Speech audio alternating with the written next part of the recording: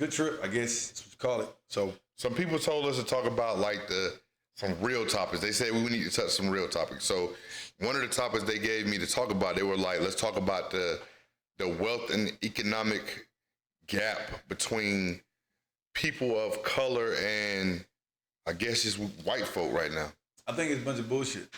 What about this bullshit? I think thinking on a gap, I just feel like you don't believe it's real? I believe it's real, but I believe that if you're in this country, it's to some degree you have enough resources to, it's kind of almost equal a little bit. It's not really equal, but you have the same, like you have black millionaires coming up every day.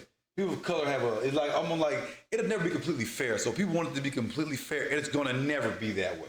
No matter how much we fight and stuff, unless we really are willing to go and vote and really try to change laws, but it's never going to be really fair. But I feel like it's almost impossible for us to really change laws because at the end of the day, at a certain point, you have to think about really who's in charge. So right now we have, like you said, we have some freedoms. We do what we want in some aspects, but I feel like there are always going to be a bunch of people in charge that don't want shit to change. Then I feel like us as black people, bro, like we don't get together and pull each other up.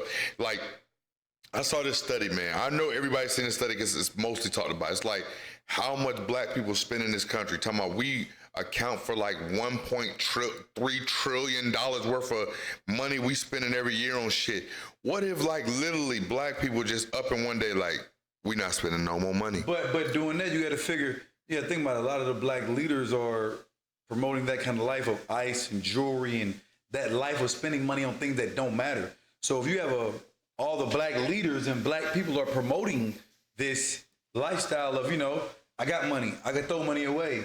I got more money, I can throw that money away. Money, money, money, money, money. If you got somebody voters, that means all black people know is money. So we're already been programmed to think buy stuff we don't need, Gucci bag, Louis bag, stuff we don't really per se need on the everyday that's not really worth it. We're not taught like, hey, go try to buy a house. And shout out, and I'm putting this on everybody, NACA, NACA is the way you should go buy a house.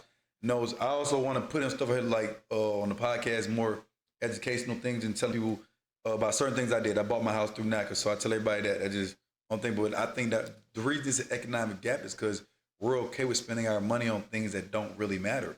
We're okay with that, and everybody's really okay.